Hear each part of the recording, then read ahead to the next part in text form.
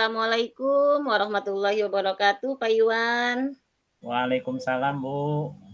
Apa Apa kabar? kabar apa kabar, Pak Iwan? Baik, Bu. Gimana kabar Ibu juga? Alhamdulillah, Pak, sehat, Pak.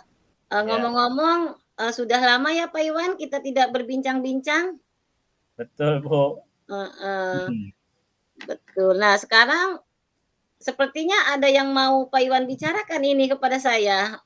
Boleh saya tahu, Iya, Pak, tentang apa, Pak? iya betul, Bu. Saya punya permasalahan di kelas saya, Bu, tentang minat belajar murid ini ada yang rendah, Bu. Hmm, Kadang tidur-tiduran di kelas, Bu. Seperti iya. itu, Bu. Tujuan Pak Iwan, kalau boleh saya tahu tujuannya Pak Iwan ini apa ya, Pak? Eh, saya harapkan dengan adanya coaching dari Ibu, saya bisa menemukan solusi bagaimana memecahkan masalah mengenai minat belajar dari murid tersebut, Bu. Oke, baik, Pak. Jadi permasalahannya anak tersebut minat belajarnya, rendah ya, Pak? Betul, betul, Bu. Dan Betul. di kelas suka Tidur, Bu, tidur. tidur, oke. Nah, kalau yang ini, menurut Pak Iwan ya, tadi kata Pak Iwan anak itu minat motivasi belajarnya rendah dan di dalam kelas suka tertidur. Ya. Kalau menurut Pak Iwan sendiri, kenapa ya anak tersebut motivasi belajarnya rendah dan bahkan di kelas dia sempat tertidur seperti itu, Pak Iwan? Iya, Bu. Jadi setelah saya mintai keterangan, saya bertanya kepada siswa tersebut, ternyata di rumahnya itu terlalu banyak main gadget atau handphone. Waktunya sampai larut malam main game menggunakan handphonenya itu, Bu. Sehingga pada saat berangkat sekolah dia merasa mengantuk karena kurang tidur di rumahnya, selalu bermain game dengan handphonenya. Seperti itu ya, Pak. Betul, Nah, Bu. setelah Bapak mengetahui ya bahwa anak itu minat belajarnya rendah dan di kelas suka tertidur, tadi yang dibilang Pak Iwan bahwa anak tersebut di rumahnya suka main game dengan handphonenya ya, Pak Iwan ya. Nah, kira-kira apa yang akan Bapak lakukan? Rencana apa yang akan Bapak lakukan untuk menumbuhkan motivasi internal atau motivasi intrinsik pada diri anak tersebut, Pak, agar lebih semangat lagi dalam belajarnya itu, Pak? Saya coba, Bu, dengan bekerja sama dengan guru BK untuk mengundang orang tuanya hadir ke sekolah. Jadi saya berencana untuk berdialog dengan orang tuanya. Sebetulnya sebatas apa orang tuanya mengontrol anaknya tersebut di rumah, sehingga kita tidak mungkin mencapai kesuksesan mendidik itu, belajar mendidik anaknya tanpa dukungan dari orang tua di rumah. Jadi saya akan melakukan dialog lah dengan orang tuanya agar mengontrol anaknya sehingga pemanfaatan handphonenya itu bermanfaat, jangan sampai mengganggu belajar, bahkan sampai larut malam sehingga terlambat sekolah dan mengantuk. Ini kan sebuah hal yang zaman sekarang ini perlu kita tangani. Seperti itu, kira-kira, Bu, seperti itu. Iya, ya benar sekali apa yang dikatakan Bapak ya. Terus, nah selain itu Pak, rencana yang akan Bapak lakukan ke depannya itu, yang akan Pak Iwan lakukan itu untuk menumbuhkan anak tersebut semakin baik minat belajarnya, mood belajarnya semakin semangat. Selain rencana tadi, apa rencana yang akan Bapak lakukan? Biar anak tersebut mengurangi main game-nya melalui HP-nya tersebut, Pak Iwan. Hmm,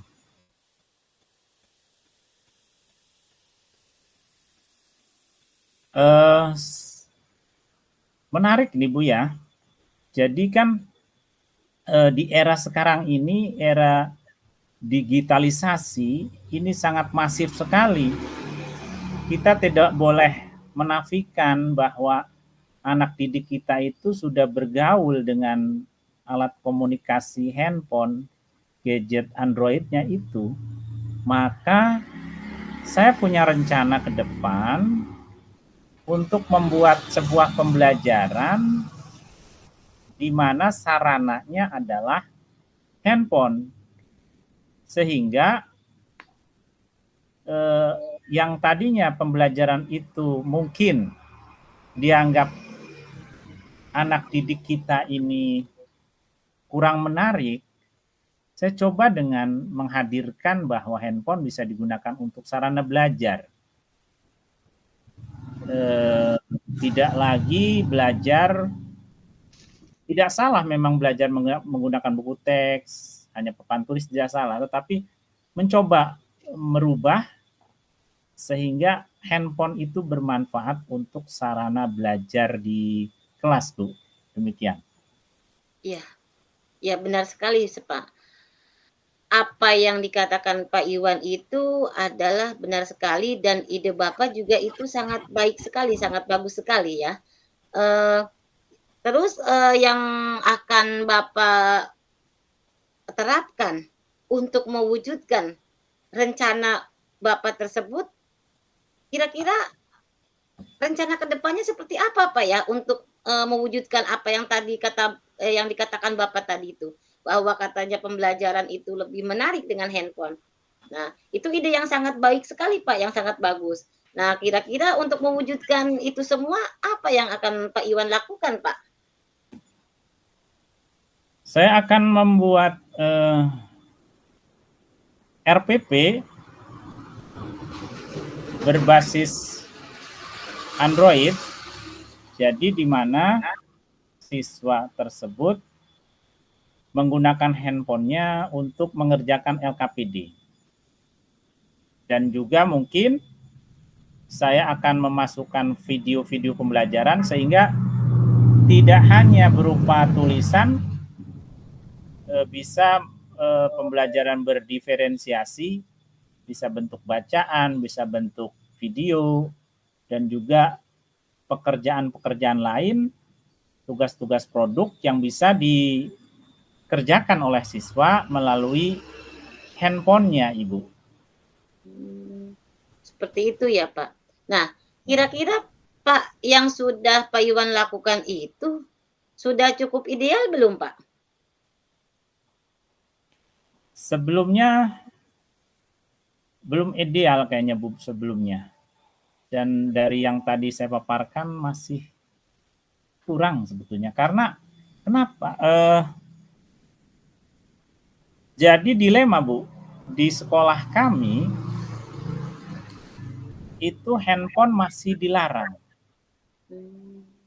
Tetapi anak kita sudah terbiasa menggunakan handphone. Karena banyak di antara guru-guru kita yang menganggap bahwa handphone digunakan untuk hal-hal negatif. Padahal itu tidak 100% benar. Maka selain tadi yang saya utarakan, saya akan berkomunikasi dengan Dewan Guru, meyakinkan mereka, teman-teman Dewan Guru, untuk sama-sama membuat perangkat pembelajaran, modul ajar, baik berupa video, LKPD, agar bisa diakses oleh handphone anak, handphone siswa. Sehingga image bahwa handphone itu barang negatif tidak lagi, karena bisa digunakan untuk sarana pembelajaran. Oke, baik Pak. Kalau misalkan saya ibaratkan atau saya rentangkan dari angka 1 sampai angka 10, posisi Bapak saat ini berada di angka berapa ya Pak? Dan level yang akan Bapak naikkan itu di rentang angka berapa Pak? Untuk mencapai keefektifan tersebut Pak, bahwa yang Bapak lakukan itu sudah ideal itu Pak. Kira-kira ada di rentang berapa saat ini Pak? Dan apa yang di rentang berapa yang akan Bapak tingkatkan ke depannya? Di angka berapa? Untuk saat ini, karena saya masih manual ya Bu, jadi masih menggunakan buku teks, merasa anak itu jenuh, bisa di level 5 sekarang ini. Dan ke depan saya optimis saya akan tingkatkan ke level 8. Belum 10 kayaknya Bu, belum 10 karena banyak tantangan untuk meyakinkan Dewan Guru bahwa kita itu sudah di era digitalisasi, handphone sudah berada di saku siswa, maka di level 8 cukuplah untuk saat ini, di level 8 kira-kira. Oke. Terus yang akan Bapak lakukan ke depannya itu apa Pak yang akan Bapak lakukan ke depannya?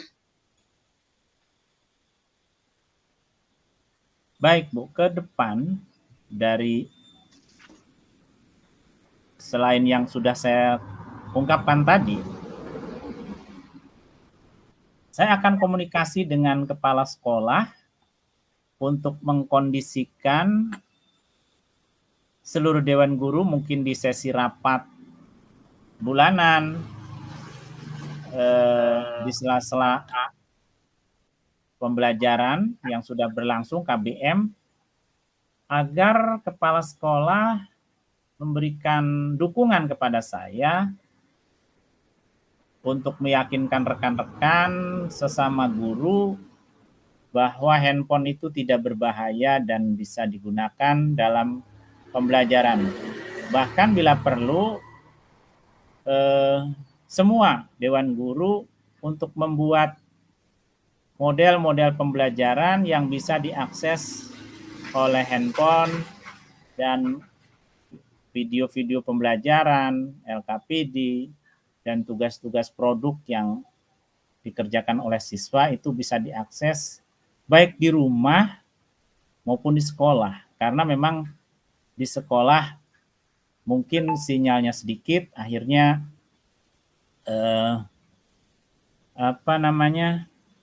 berebut sinyal. Jadi bisa dikerjakan di rumah. Nah, menarik, yang biasanya siswa tersebut di rumah main game, karena ada tugas dari guru, maka handphone itu digunakan untuk mengerjakan tugas belajarnya yang diberikan oleh guru di sekolah. Demikian. Ya. Nah terus Pak, nih kita asik nih ya, sudah berbincang-bincang nih kurang lebih hampir 15 menit. Nah, dari perbincangan kita pada kali ini Pak, kira-kira apa ya yang dapat Bapak simpulkan dari permasalahan ini Pak? Menarik Bu, terima kasih. Ibu sudah memberikan pencerahan, akhirnya saya terbuka bahwa kita harus pertama harus terbuka, open lah untuk anak kita bahwa handphone itu adalah sarana belajar yang baik. Tidak harus kita itu melarang mereka untuk menggunakan handphonenya. Tetapi kita juga harus meyakinkan orang-orang di sekeliling kita, terutama orang tuanya, agar orang tuanya bisa mengontrol penggunaan handphone sebaik-baiknya di rumah. Antara orang tua dengan sekolah itu saling bekerja sama. Yang keduanya, kita juga harus meyakinkan guru, kepala sekolah agar membuat sebuah program pembelajaran yang berbasis handphone sehingga anak bisa merasa menyenangkan. Dan juga kita juga terus-menerus meyakinkan kepada siswa kita agar handphone tersebut digunakan hal-hal yang positif, jangan sampai digunakan untuk hal-hal yang negatif. Kira-kira seperti itu, Bu. Baik, alhamdulillah sekarang Bapak sudah menemukan solusi atas permasalahan Bapak sendiri. Mungkin, semoga nanti ke depan akan menjadi lebih baik lagi ya, Pak.